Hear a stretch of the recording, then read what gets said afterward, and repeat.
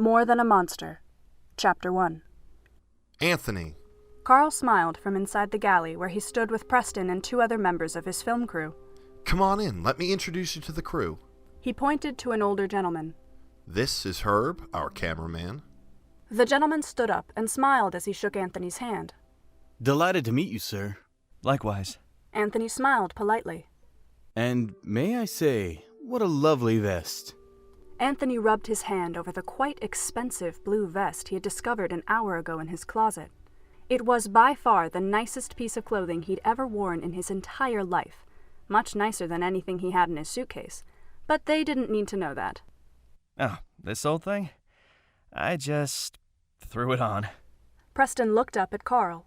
Isn't that one of Maurice's costumes? Anthony's eyes widened, and he quickly tried to change the subject before anyone learned he was actually a poor vaudeville actor who had been reduced to stealing an apple yesterday because he hadn't been paid in 2 weeks, lost his job, and couldn't afford to eat anything that wasn't soup or biscuits. What does someone have to do around here to get some breakfast? Carl looked over at the ship's chef. Lumpy, you heard the man. Lumpy stirred a pot of viscous white liquid that looked like paint with pieces of wood in it. Fancy my porridge a la walnuts. Anthony swallowed, suddenly losing his appetite. The fact that the chef was using this porridge to also shave a man's face did not inspire confidence in his cooking abilities. He turned back to the table, where another one of the members of Carl's film crew sat scrawling on a piece of paper. His stomach tightened into knots. This had to be the famous Jack Driscoll. Oh, Anthony had spent so many nights reading his plays and dreaming of getting out of vaudeville and performing in one someday. The man was a genius when it came to crafting his characters and drawing out the beautiful romances. He understood both men and women in a very specific and tender way that no other playwright ever seemed to be able to capture. Anthony never thought he'd be able to meet his idol, but it seemed that life wasn't going to crush all of his dreams. Anthony, I don't believe you've met... Carl stopped talking when he noticed Anthony staring at his sound recordist intently. Anthony? That's all right, Mr. Denham. I think I know who this is. Carl and Mike exchanged confused glances as Mike stood up to face the blonde man. Anthony politely shook Mike's hand and tried to remember everything he'd rehearsed in his cabin all morning. If he had the rare chance to meet his favorite scriptwriter, he had to make sure not to mess this up. First impressions were everything, especially if he hoped to be in one of the man's plays one day. Thrilled to meet you. It's an honor to be a part of this. Gee, thanks. Actually, I'm quite familiar with your work. Really? Anthony didn't understand why that surprised the man so much. He was quite the famous writer nowadays. Anthony knew that he probably didn't look the part of most of his fans, but that was the beauty of his writing. Every element of his stories had multiple layers that anyone could connect to, whether they be male or female, rich or poor. Jack Driscoll's plays had helped give him something to hope for when he was sleeping on a bench or listening to his stomach growl because he'd skipped lunch and dinner. Yes, and what I most admire is the way you've captured the voice of the common people. Well, that's my job. I'm sure you've heard this before, Mr. Driscoll. If you don't mind me saying, you look a bit different than I imagined. The somewhat seasick person who had just walked into the room for some water looked up and then smiled at the conversation. Carl sighed, and Mike visibly deflated when he realized what was going on. I mean, you've never made any public appearances, and your scripts don't have your photographs, so I've always been curious if the brilliant words in your plays would reflect on your face or how you present yourself. I must say that even though I didn't know what you looked like, it was easy to figure out who you were. You looked so dedicated to your craft. Excuse me, Mike said as he sat down onto his chair. Anthony looked at the sheet of paper Mike had previously been writing on. Is this a new page for the picture we're shooting? Wait a minute, Anthony. Carl said quickly, pulling the man towards him to try to do some damage control before things got even worse. He's so much younger than I expected for one so talented, but he fits the description of the playwright so well. Anthony, stop. Just stop right there. The other person slowly walked towards Anthony from behind, both offended and amused. Anthony looked back at Mike. I was just afraid you might be one of those self-obsessed literary types. I'm sorry, I'm not... You know, the Tweety twerp with his nose in a book and his head up his... He was cut off when a book snapped shut right behind him. Anthony turned around and found himself looking at a young woman dressed in a pale red skirt and a light blue long-sleeved blouse. Her long black hair had been pulled into what was at one point a tight and professional ponytail, but now several strands of hair fell around her face that she hadn't bothered to fix, as she had been too focused on the nausea from the ship's motion. Though she still looked a little green, she managed to give him a thin smile. Anthony wondered what he could have possibly done to offend her. Did she want the chance to talk to the famous writer too? He would have been more than happy to step aside, but she could have just asked. Are you familiar with what pseudonyms are, sir? I'm sorry? Anthony, Carl said, his eyes closed in embarrassment for the young man. meet Jacqueline Driscoll, the screenwriter for the picture. No, you said that Jack Driscoll was writing the script. Jack Driscoll. Jacqueline Driscoll. Anthony's eyes widened in horror as he realized his grievous mistake. Jacqueline smiled again. Nice to meet you too, Mr. Darrow. Chapter 2. Anthony flipped through a few pages of Jacqueline's newest script that she had worked on when not writing additions or changes for Carl's film. You're writing a stage comedy? Jack Driscoll had always been known to write passionate romances or intense dramas, but never comedies. I'm writing it for you. Anthony could feel his face warm, so he turned away from her. I mean that I was writing the lead character with you in mind. Me? Yes. He's a man who brings out the best in other people, who is afraid to let others really see him, who uses humor to hide how he really feels. And how does he really feel? Why don't you tell me? His heart pounded so loudly in his chest, he hoped that Jacqueline couldn't hear it. For the last 6 weeks they'd sailed, Anthony had at first avoided talking to Jacqueline due to the humiliation of their first meeting. But since they were on a ship and were bound to have to face each other eventually, Jacqueline decided to make the first move by complimenting how well Anthony had adapted to the movement of the ship when she herself had been seasick for at least a week. She admitted that while the first scene he had filmed with leading lady Beatrice Baxter had not come across the way she'd intended, Anthony had made the scene his own and brought to it a certain charm that Jacqueline realized was missing from her plays. She'd later confessed that she had to use a pseudonym for her plays because females simply didn't become famous playwrights. The only way she could ever hope to become well known in the industry was to pretend to be a man. It was humiliating and frustrating, but she bore the burden well if it meant she got to live out her dream of crafting intricate stories to be performed on stage. There were few feelings that were better than watching her work come to life in the theater. As the weeks passed on the ship, Anthony's feelings for Jacqueline only grew stronger the more he learned about her life, her personality, and her experiences that shaped her into the beautiful and confident woman before him. In turn, Anthony awoke something in Jacqueline that she had long since forgotten amidst the unforgiving world of theater and in the country's current financial crisis. He reminded her what it was to see the good in their poor situation and hold on to hope that things would get better. Why would you do this? Why would I write a play for you? Yes. Isn't it obvious? Jacqueline silently begged that he wouldn't make her say the words. Showing him the play she had based on him and his experiences was difficult enough as it was. She felt like she had bared a part of her soul to him, which left her feeling exposed and vulnerable, two things she had never been good at dealing with. Not to me. Jacqueline nervously bit her bottom lip. He was going to make her say it, wasn't he? She wished he would look at her so she could read his facial expressions. If there was one thing Jacqueline was good at, it was reading people. But maybe she could actually tell him how she felt if she was looking at his backside. You've told me about the lead. What about the other character? How does she feel about him? Why does she never tell him? It's in the subtext.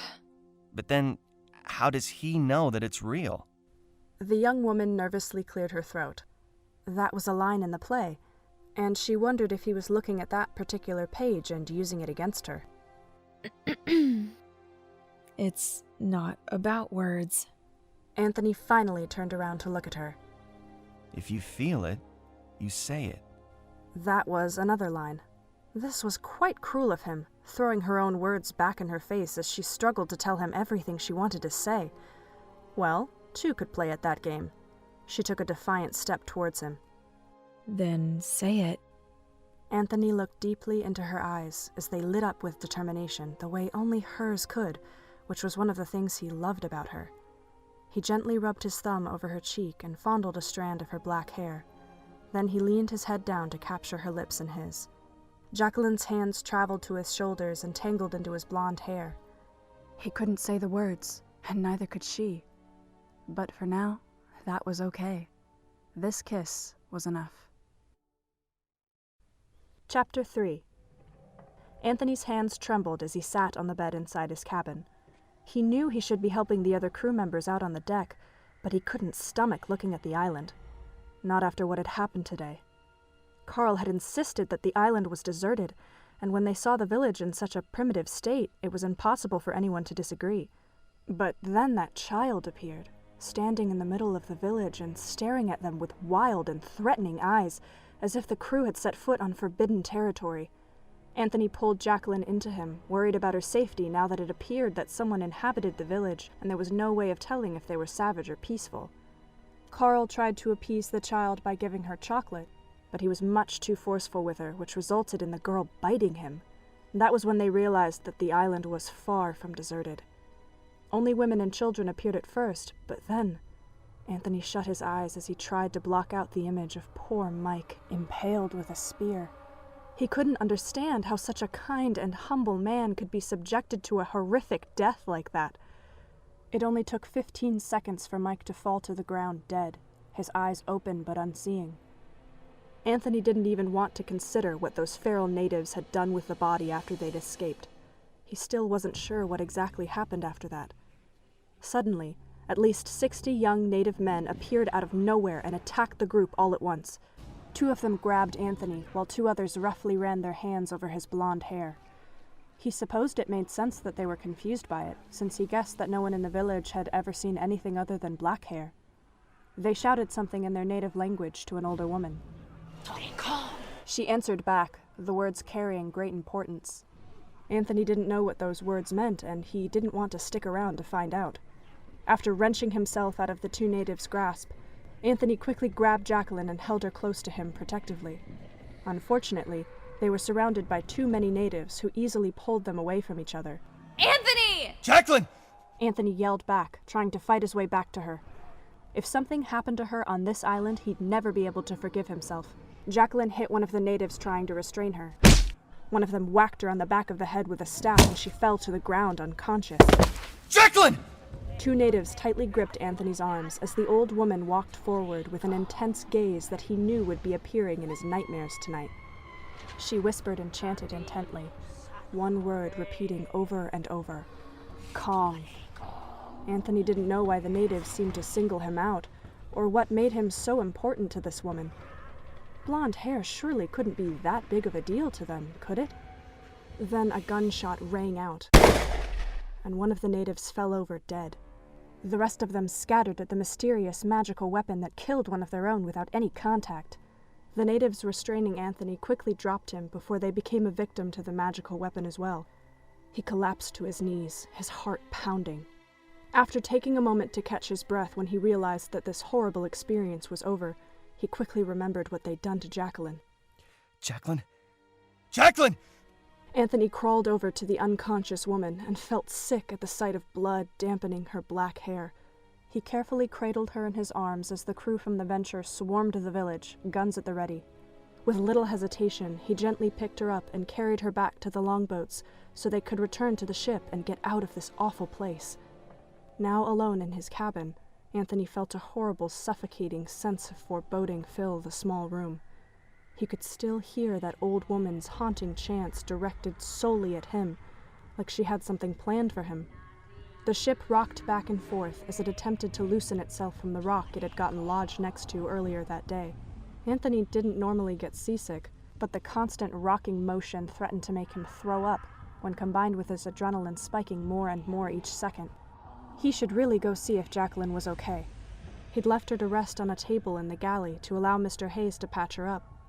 She should be awake by now, and he wanted to see her. Just the feeling of holding her would make the events of today seem like a faraway dream.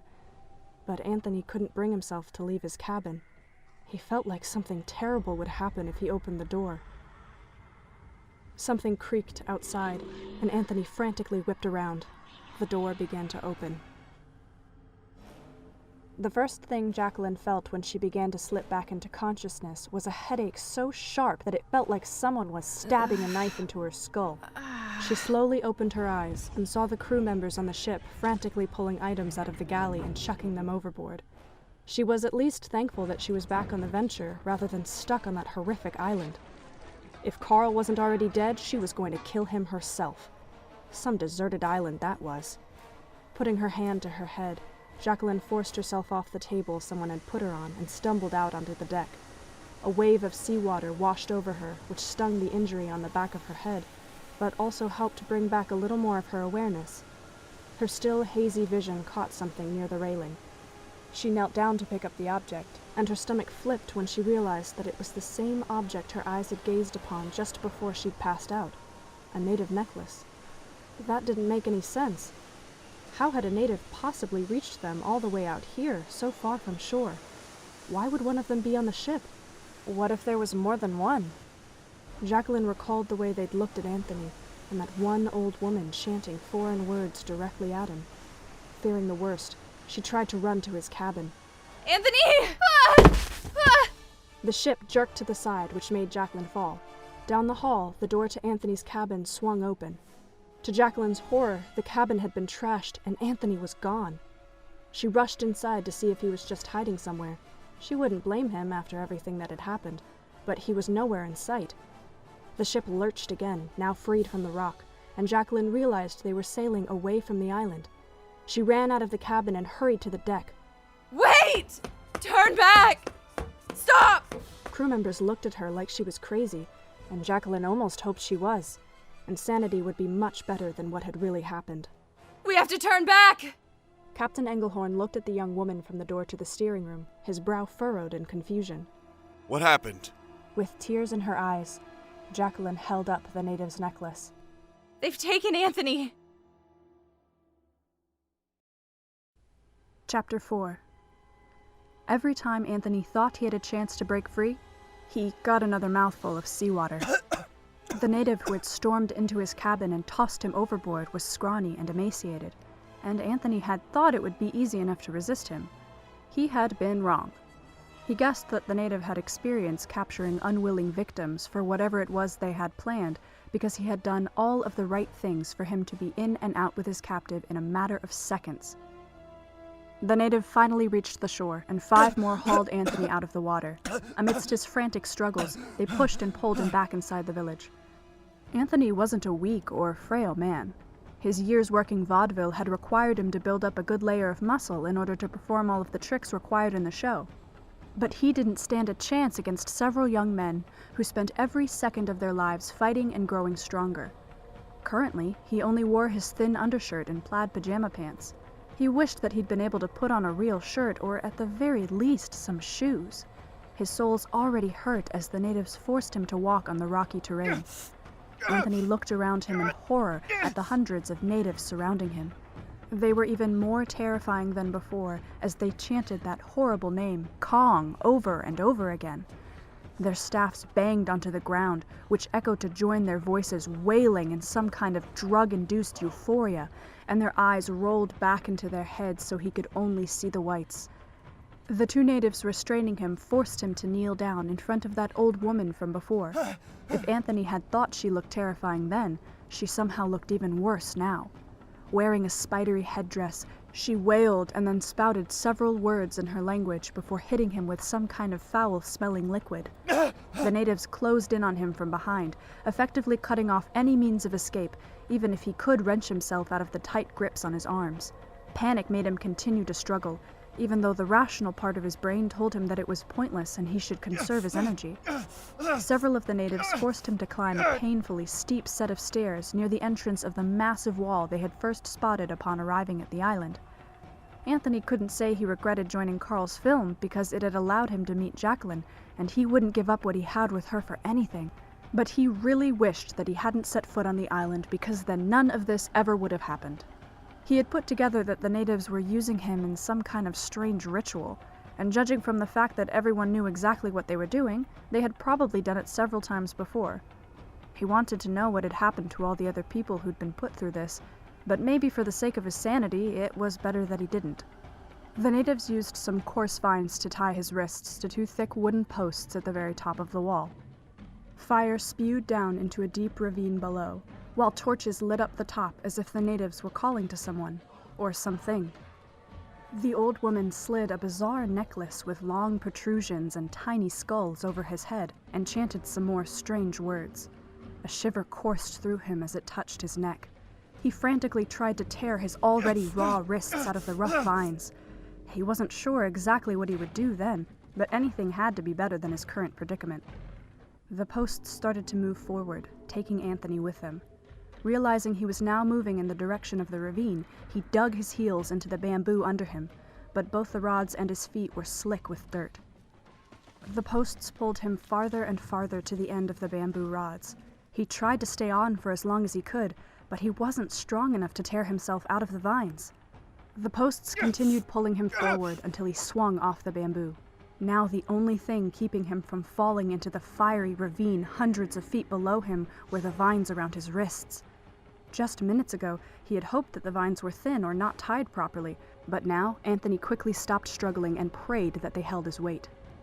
He realized with horror that this wasn't just some ritual. The natives were offering him to something on the other side of the wall, and if he didn't break out of these bonds soon, that something was probably going to kill him. But why him? Why go to all this trouble for him? What made him any different than the other sacrifices?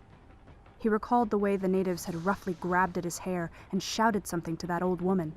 All of this just because he had blonde hair?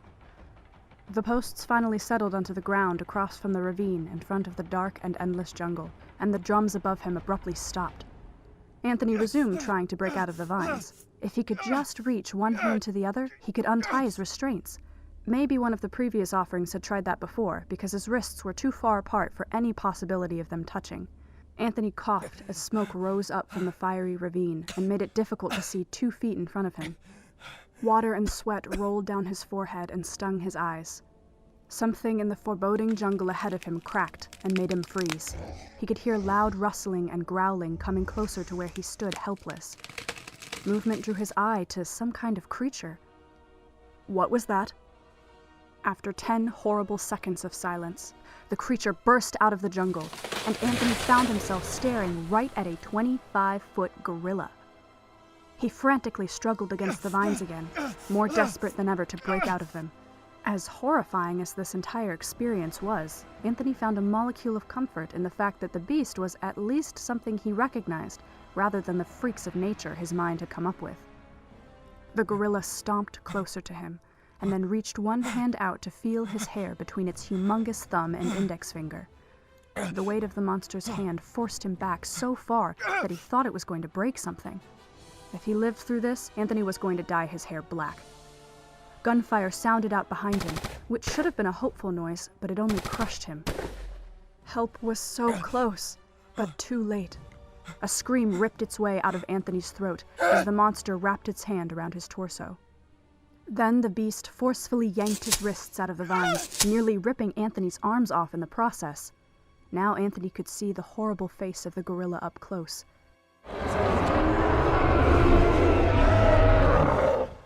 He had no idea how he was going to survive this.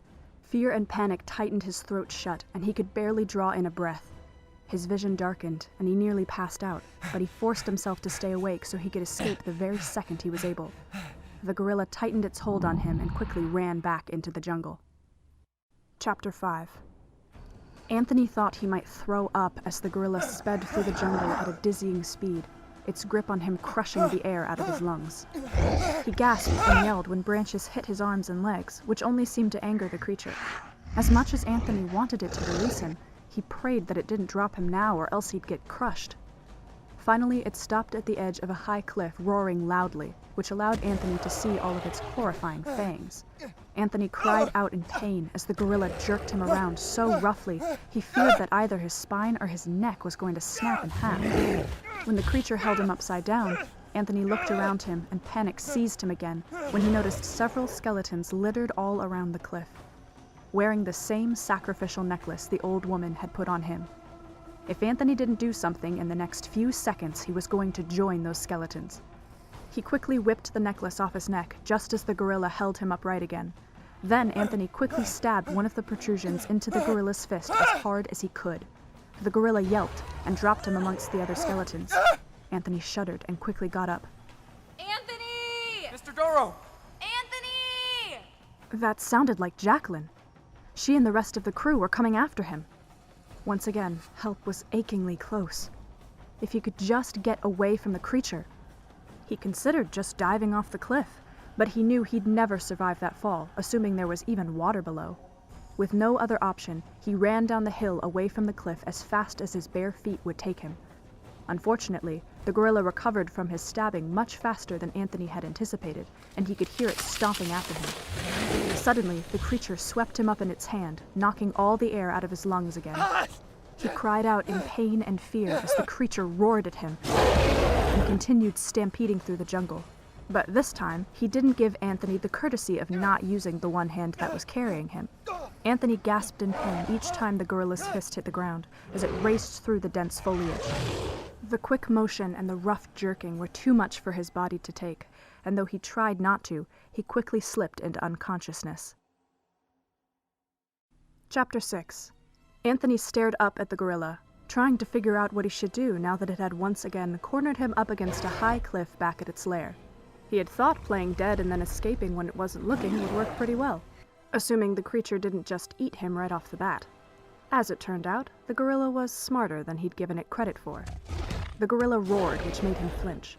He recalled what he'd told Carl when the man had first tried to recruit him for his film by telling him he would break audiences' hearts. I prefer to make people laugh, Mr. Denham, because in these times they'd much rather smile than cry. It was a long shot, but really, what more did he have to lose? Recalling everything he'd ever learned while working vaudeville, Anthony slowly walked around in a tiny circle at the edge of the cliff. When his back was to the creature, he quickly whipped around with his hands out. The gorilla sprang back and roared at him. Anthony moved around again and then pretended to fall over. When the gorilla knelt over him, he quickly hopped back up with a little spin. To his astonishment and relief, the gorilla started laughing. Or at least he was pretty sure that was laughing. Okay, let's keep this going. He did 2 quick back handsprings across the cliff's edge, and he felt the rock cut his hands. The gorilla roared again. Clearly not too impressed with that trick. Everyone's a critic.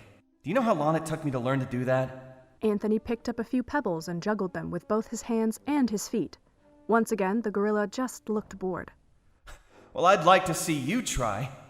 Dancing wasn't exactly his strongest suit, but he supposed it made for funny acts back home. So he did the best he could and fell over twice when he tripped over his own feet. The gorilla thought that was hilarious. Well, anything to keep it from killing him. He then picked up a nearby stick and skillfully twirled it around his wrists and body. Then he propped himself up on the stick and held out an arm. That was everything he had. He just hoped it would be enough. Apparently, the gorilla thought watching him fall was the best part of his improvised routine because he quickly pushed the stick out of Anthony's hold, which made him lose his balance and fall over. Anthony clenched his jaw and stood back up. The gorilla hit him on the face with enough force to knock him down again without seriously hurting him. Okay, he could fall down a few times for the sake of comedy, but this was just ridiculous. Falling on uneven rock was even more unpleasant than falling on a wooden stage. The gorilla put his hand behind him to force him to stand back up, only to knock him over once again. Anthony groaned as the bruises on his back and stomach from the less than gentle trek across the jungle last night angrily flared again. He quickly stood up once more, but when the gorilla tried to hit him again, Anthony smacked its hand as hard as he could. No! The gorilla looked stunned, and then its hand came towards him. Anthony just smacked it again. No! The gorilla stared at him wide-eyed and then roared at him.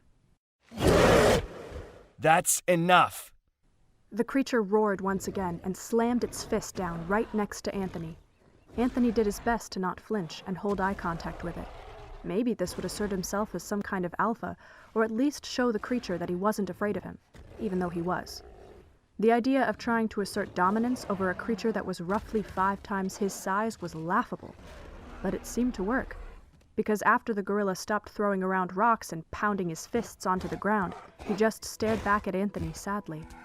Anthony held his glare as if he was punishing a child throwing a tantrum. The gorilla slowly plodded off and swung away into the jungle, leaving Anthony standing alone. Anthony's legs finally gave out, and he sank to the ground, breathing heavily. He wasn't exactly sure how that had worked, or why exactly the gorilla had just taken off like that, but he wasn't about to complain. After using a rock to cut off the bottoms of his pant legs at the shins so he didn't trip over them anymore, Anthony took off into the jungle to try to get back to the village and the ship.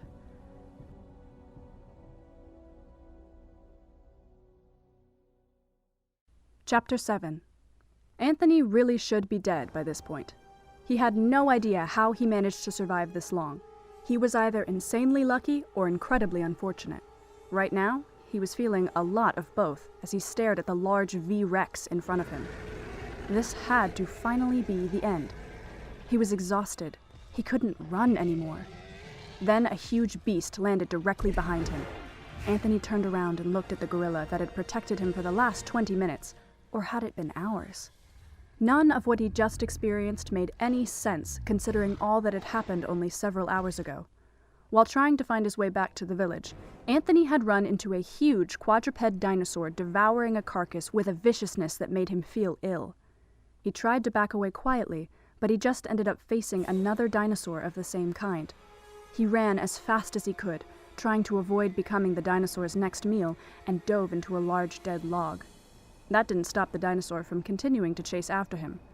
Just when he thought he was done for, something grabbed the dinosaur and pulled it out of the log. Anthony thought he was safe for at least a little while, as long as he stayed inside the log and out of sight of whatever was outside snacking on the dinosaur. Until the giant insects started crawling on him. Then it didn't matter what was outside the log, he was not about to stay in this thing.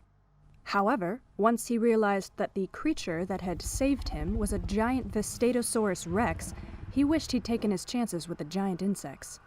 Anthony had managed to evade detection by running off as fast as he could and lying flat on a fallen dead tree. But of course, because he just couldn't catch a break, another V-Rex appeared next to the log and tried to bump him off. Anthony screamed as he fell from the tree and just barely managed to grab onto a loose branch before he fell at least 50 feet to the ground below.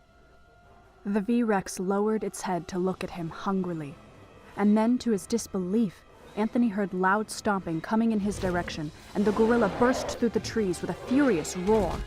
It quickly knocked the V-Rex's head away from Anthony, but unfortunately, the V-Rex's head slammed into the dead tree, which made Anthony lose his grip on the branch. He cried out as he started to fall, but before he could hit the ground, the gorilla quickly caught him and swung him away from the V-Rex's open mouth. He couldn't believe this. Did the gorilla just save him? Anthony noticed that the creature was holding him much gentler than before, enough so that there was no danger of him falling or losing his grip, but also not so much that he was crushing his lungs again. From there, Anthony could only watch as the gorilla viciously fought not 1, not 2, but 3 V-Rexes all at once. The gorilla threw him from hand to foot to hand to foot, all depending on which appendage he needed at the moment, but he was never too rough that he hurt Anthony. The V-Rex in front of Anthony roared loudly, which brought him back to the current moment. Anthony didn't know if the gorilla had saved him just so he could later kill him himself, but he didn't think that a creature would go to all that trouble and be so gentle with him, all while getting mauled if he was just going to kill him in the end. It still begged the question of why, because his poor routine earlier had really not been good enough to win over a giant gorilla, but he would take whatever he could get at this point. Looking at the V-Rex defiantly, he slowly inched backwards towards the gorilla. Yeah, just try eating me now. The V-Rex roared with rage and hunger, and the gorilla roared back in an acceptance of the challenge. When the V-Rex charged, the gorilla furiously pounded his chest and pushed Anthony out of the way. Anthony watched the battle with morbid fascination. It was clear pretty early on that the V-Rex didn't have a chance against the superior gorilla. Their fight was one of the most disturbing but satisfying things he had ever witnessed in his life. It finally ended when the gorilla snapped the V-Rex's jaw right in half. Anthony could have done without that part. The gorilla victoriously beat his chest and roared so loudly that it surely reached across the entire jungle, warning any other predator that it would meet the same fate if it tried to mess with him. When he fell onto his hands again, he stubbornly faced away from Anthony. Anthony guessed he was still feeling a little sour about his rebelling against him that morning, and the idea that the gorilla would fight 3 vicious monsters and then just snub him made him smile. He tried to walk forward, but he winced and collapsed when his feet stung. The gorilla finally turned to look at him in alarm. I'm okay. Now that the adrenaline had mostly worn off, Anthony noticed how torn up his feet were from running and how many cuts and scratches littered his arms and legs. Well, mostly. He tried to walk again, but his feet hurt too much and he started to fall. The gorilla quickly held out one of his hands in front of him and caught him before he hit the ground. It was nice to know that he didn't get a kick out of watching Anthony fall anymore.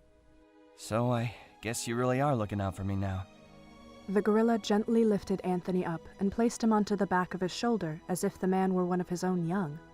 Anthony couldn't help but smile as he held onto the gorilla tightly while it raced through the jungle back to his home. Chapter 8. The sun was already setting by the time the gorilla slowly plodded up the mountain and into his home. Anthony looked around the small living space and noticed several old and cobwebbed skeletons about the size of the gorilla himself. He realized that the skeletons must have belonged to the gorilla's family. He was the only one left. Anthony instinctively rubbed the gorilla's fur. The poor thing had to live every day fighting for his life after watching every single creature like him die before him. He couldn't even imagine how lonely that kind of life must be. The gorilla gently took Anthony off his shoulder and set him down onto the ground. Anthony winced as his feet stung again, but he ignored it. He felt like he couldn't complain about his injuries when the gorilla was covered in deep cuts and bite marks from the earlier fight with the V-Rexes, and he easily could have just given Anthony up and walked away from the fight. The gorilla then sat himself on a cliff at the top of the mountain. The gorilla apparently really liked cliffs, and looked out across the island. Anthony inched forward next to the gorilla. He felt guilty when he got a closer look at the cuts all over him. Why would he go to that much trouble for him? What made him so special? Maybe he could get the gorilla laughing again. He picked up a stick and twirled it around his wrists and back again, like he had done before. The gorilla looked at him, but he just looked tired now instead of amused. Anthony stopped twirling the stick. Yeah, I never liked that trick either, he said as he tossed it away. The gorilla turned his head and continued looking out at the sunset. Anthony stared out at the gorgeous pinks and oranges. You don't see views like this in New York. It's so pretty, isn't it? Makes me think of Jacqueline. She's really pretty too. I bet you'd think so if you saw her. She's so tough and it takes so much to really see her. When she allows herself to open up, she's that much more beautiful. I like who I am when I'm around her.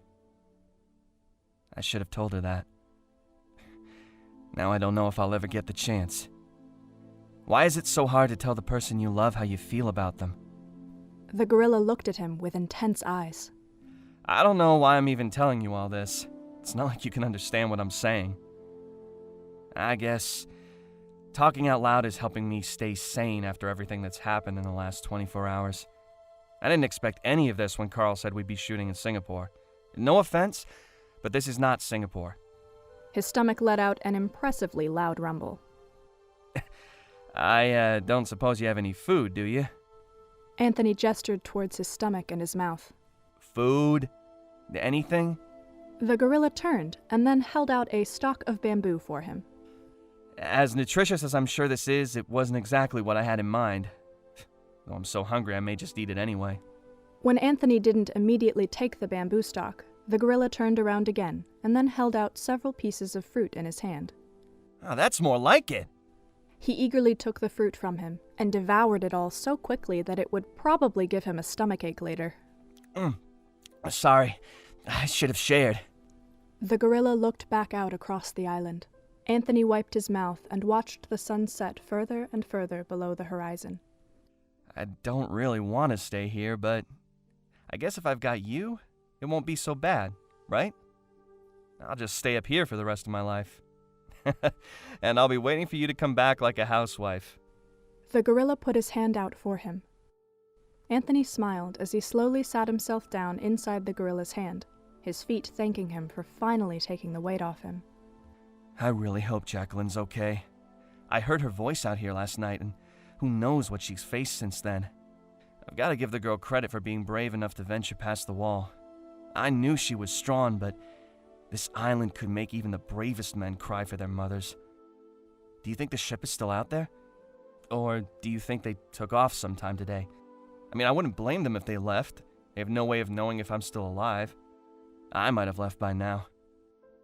Well, I say that, but if Jacqueline was in my place, I probably wouldn't have stopped looking until I had proof she wasn't alive, or until I got killed. Whichever one came first. The gorilla yawned. Am I boring you? I guess you must be exhausted, huh? You've had a pretty eventful day. Why did you go to all that trouble to save me anyway? The gorilla stared down at him, as if to say, well, why wouldn't I, silly human? Well, thanks. I'd have been V-Rex Chow if it wasn't for you. But I still don't understand why those natives wanted me in the first place. Do you? Is having blonde hair and white skin really that big of a deal around here? Why do they even offer people as sacrifices at all? The gorilla continued looking at him, waiting for him to put the pieces together himself. I thought the wall was to keep you out, but that's not it, is it? It's to keep those dinosaurs out. And they must think that you're some kind of god, a protector, so they believe that if they give you sacrifices, you'll stay away from them and protect them from the other stuff on the island. Maybe they thought I would appease you for longer because I looked so different than anyone they've ever sacrificed. He rubbed his hand over his chin. I am rather handsome and charming, aren't I? Now you've got me yawning. The gorilla seemed to sense his fatigue, because he gently lifted Anthony up and placed him in the crook of his arm as if he were no more than a baby. It should have felt humiliating to be in that position, but Anthony was so exhausted from the day's events that he fell asleep within seconds. Chapter 9. Anthony and Jacqueline burst through the wall, the gorilla pounding on it behind them as he tried to break in. The blond man slowed when he looked around him. Captain Engelhorn and his crew had prepared nets, hooks, and chloroform. None of them even looked at him, though, to be honest, that was a bit of a blessing, considering he was currently wearing very torn pajama pants and a shredded undershirt. Were they trying to capture the gorilla? Anthony didn't want to stay on this island, but he didn't want to leave the gorilla all alone again either, and he certainly didn't want the creature to be hurt or captured. Suddenly, the large doors in the wall burst apart, and the gorilla swung himself inside. He looked at Anthony sadly, as if asking why the man had abandoned him, which made Anthony feel incredibly guilty. Now! Throw them! No! Several of the sailors threw grappling hooks at the gorilla, which lodged into his arms and back. Are you crazy? Jacqueline yelled at Carl. Engelhorn threw a chloroform bottle towards the ape, which shattered right underneath his face. The liquid worked quickly once the gorilla inhaled the resulting gas from the bottle, and he stumbled to the ground. Anthony tried to step forward, but Jacqueline gently held him back. Stop! Keep him down! More sailors situated above the gorilla threw a large net over top of him. Anthony winced as the gorilla roared beneath the net.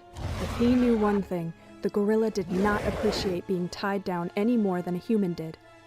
Engelhorn prepared to throw another chloroform bottle. Anthony quickly ran up to the man and tried to snatch the bottle from his hands. No! Don't! You can't do this! Jacqueline quickly motioned to two other crew members, and the three of them pulled Anthony away from Engelhorn. They'll kill him. I can't let that happen. There's nothing we can do. Like hell there isn't. Jacqueline didn't know why exactly Anthony was so attached to something that had kidnapped him, and probably almost killed him. But she'd watched a lot of brave men die because of that thing, so she could be forgiven for feeling less than sympathetic towards its plight.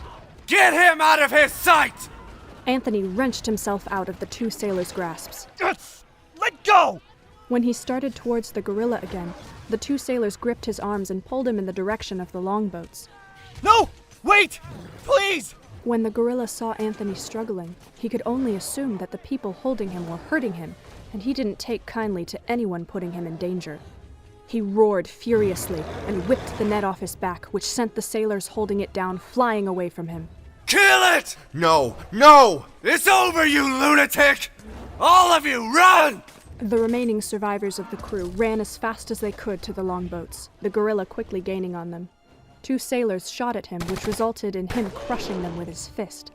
The other two sailors and Jacqueline forced Anthony into one of the longboats, where two other crew members held him back before he could jump out again. Anthony swore that if one more person tried to restrain him, he was going to break someone's neck. He just wants me!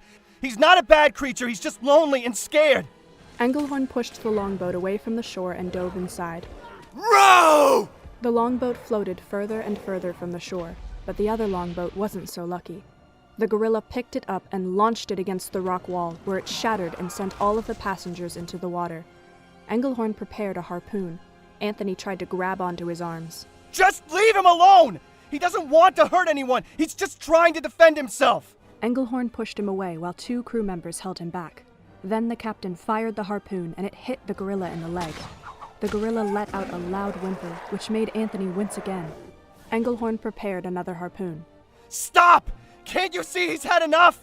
The gorilla limped forward, but he didn't see Carl standing on a rock above him with a bottle of chloroform until the bottle smashed directly onto his face. Anthony cried out in horror as he watched the gorilla wipe his face and stumble around disoriented. He made eye contact with Anthony and sank down further into the water, the chloroform too much for even a creature like him. The gorilla weakly held out his hand for him. Anthony punched one crew member in the face, and the other in the stomach, which he promised to apologize for later, and jumped out of the longboat. Then he quickly swam over to the gorilla and gently stroked the fur on his arm. I'm here, buddy. He said quietly, his heart aching at all the creature had endured. I'm here. I'm so sorry. Jacqueline looked at Anthony in confusion. He really cared about this creature. She didn't understand the nature of their relationship one bit, and despite her harboring many negative feelings towards the beast, it still hurt her to see Anthony so devastated at this turn of events. The gorilla slumped his head against the rock and fell into unconsciousness. The whole world will pay to see this, Carl stated as he stepped up to the gorilla. We are millionaires, boys. I'll share it with all of you. In a few months, his name will be up in lights on Broadway. Kong, the eighth wonder of the world. Anthony clenched his jaw in frustration. He couldn't believe that Carl was so desperate for fame and fortune that he would steal an animal out of its habitat and put it on display for people to view. And he hated himself even more for being powerless to stop him.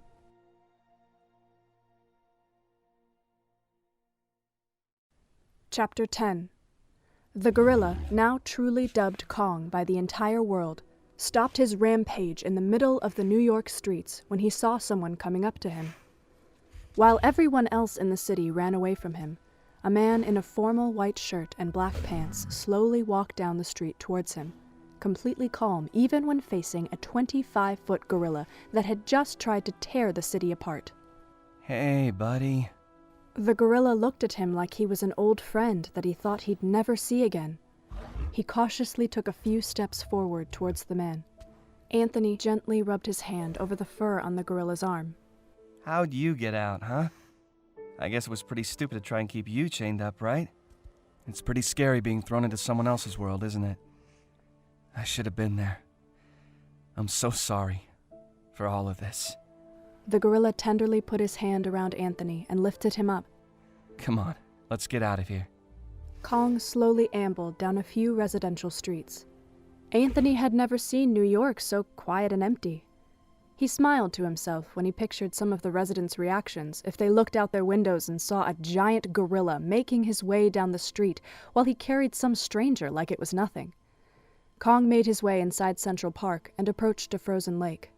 Oh wait, you probably shouldn't... Miraculously enough, the ice didn't break when Kong stepped out onto it. Anthony wasn't sure how that was possible, but he wasn't going to question it.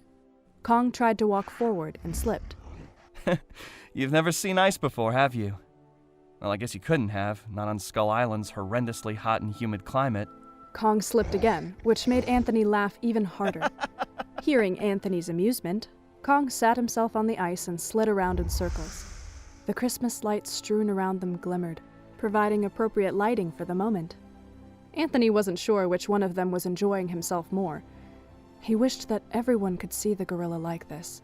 Kong may be gigantic, but he wasn't a monster. All he knew was to survive. He had been faced with enemy after enemy in his life, and nothing had ever not fought him once it came in contact with him. Of course he would immediately fight against what he had never seen or didn't understand. Kong slid across the ice on his stomach and landed in the pile of snow on the other side.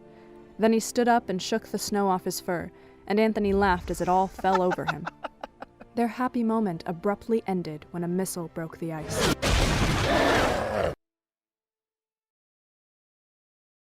Chapter 11. 2 stagehands tied Anthony's wrists to a couple of poorly made wooden posts. In a few moments, the platform he stood on would lift up right in the middle of the stage, and he would find himself inside a very, very inaccurate version of what had happened on the island. He could hear the orchestra playing the pretend natives' theme above him as Beatrice Baxter, who had received all the credit for leading the charge to rescue Anthony, much to his annoyance, danced with them. That little diva had not helped at all if Jacqueline's story was correct. Jacqueline had done all the work finding Anthony, and the crew had actually listened to her despite her being a woman, which was pretty significant for this day and age. And Carl didn't even bother putting her name in the program. This whole debacle was insulting to everyone who'd actually been involved in the events at the island, both dead and alive. But Anthony was mostly worried about what the gorilla, now dubbed Kong by the entire world, would do if he wasn't there to keep him calmed. The moment he was lifted onto the stage would be the first time they saw each other since he'd been captured on the island. Anthony just hoped none of this made him too angry, because he'd seen firsthand what Kong would do if he thought Anthony was in any trouble. At first, Carl had tried to have Anthony replaced with a woman, telling him that it would sell tickets better, since people love to see a classic damsel in distress. But Anthony had shut that idea down pretty quickly. This was insulting enough as it was. He didn't need his role in the whole event played by a woman on top of it all, for the same reason that a woman would never want a man to play her role. Carl had conceded, and thought that the idea of Beatrice Baxter saving her man would be entertaining for audiences, if in a different way. Anthony would sooner face 3 more V-Rexes by himself before he ever became Beatrice's man. It felt very awkward to wear a white tuxedo for this recreation, but he wasn't about to let all of New York see him in the clothing he'd actually been wearing.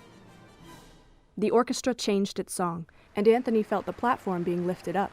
Soon he was blinded by all of the lights on stage while thousands of eyes stared directly at his backside. Kong weakly grunted and stood up on his hind legs as he looked at Anthony worriedly. Anthony looked at the chains on the gorilla's wrists, legs, and stomach, and his heart hurt for the creature. It's okay. Anthony told him softly, trying to keep him from losing his temper. I'm okay. Anthony closed his eyes and sighed. He was now supposed to act like he was scared and needed to be saved, and as good of an actor as he wasn't sure he was going to be able to pull this off. He weakly struggled against the ropes. Help me! Please! Help! Kong roared furiously and lunged at him, sensing that his friend was in danger. It's okay. It's okay.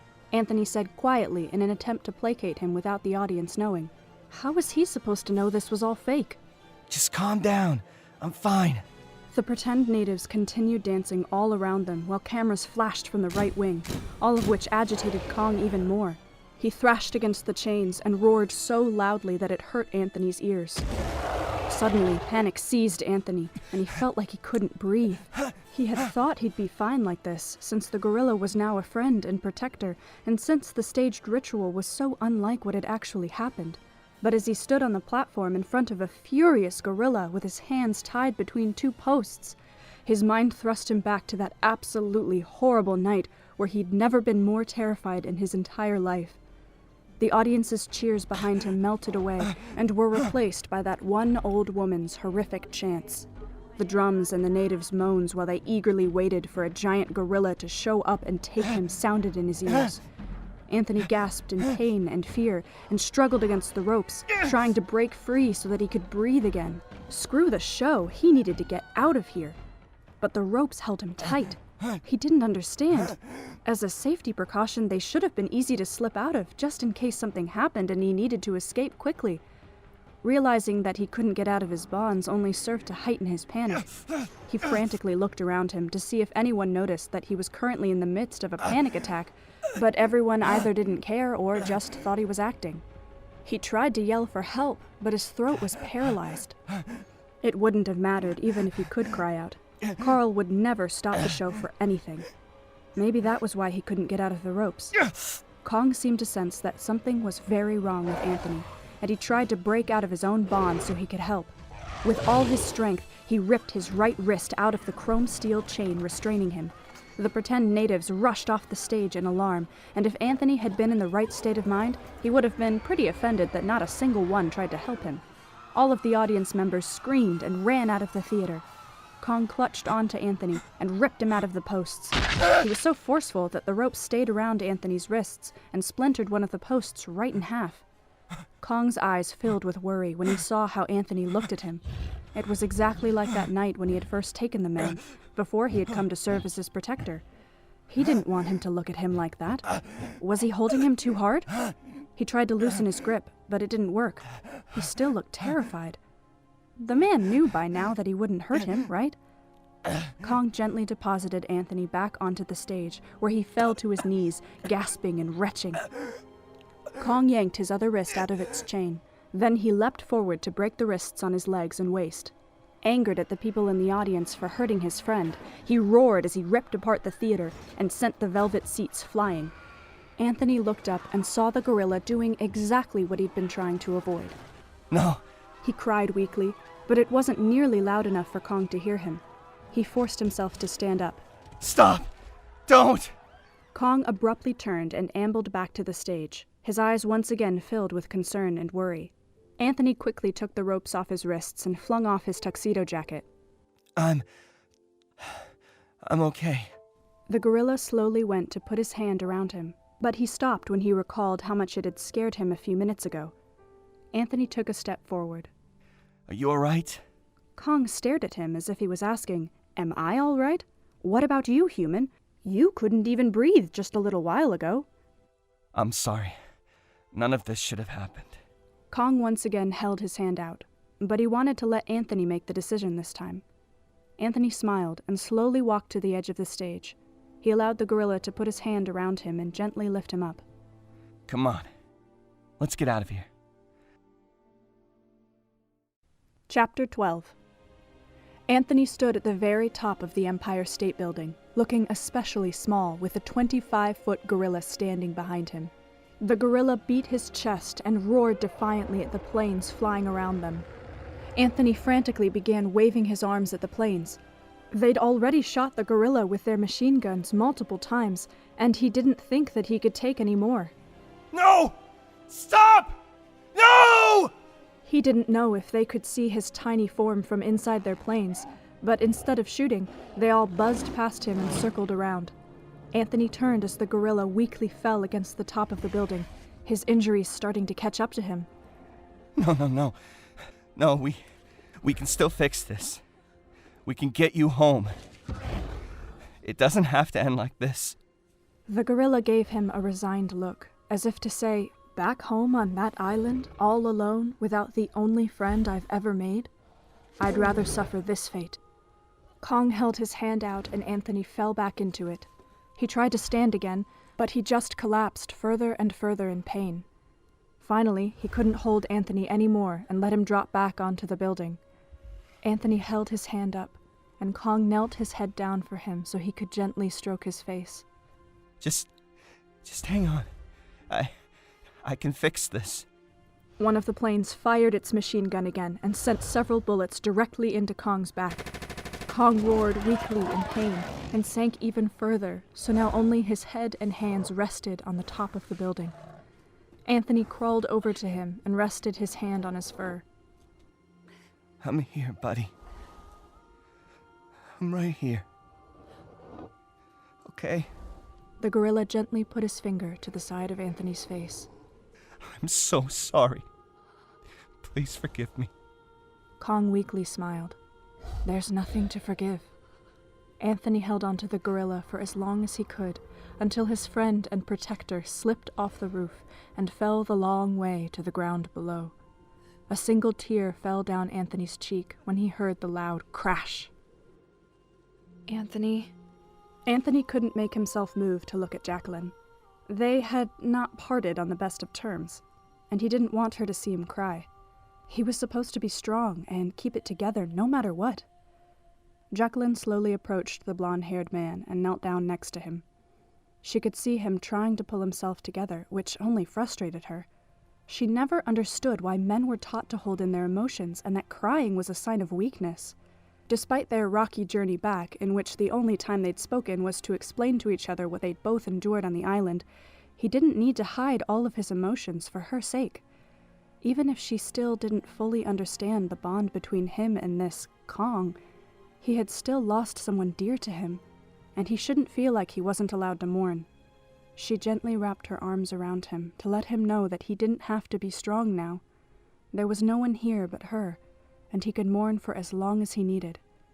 As soon as she held him, Anthony broke down inside her arms. Jacqueline's heart ached for him as she listened to him cry. He had already been through so much, even before he'd set foot on the ship, and she didn't know if he would ever truly get over this whole experience. But he wouldn't have to do it alone. He wouldn't have to hide how he was truly feeling, because she promised that she would never allow him to feel like he had to bottle up all of his emotions again. She would stay by his side and let him talk about how he was feeling and share his experiences with the gorilla, and she would listen to him say it over and over again until she truly understood why he had come to see the gorilla as a friend. It's okay. I'm here. End of story.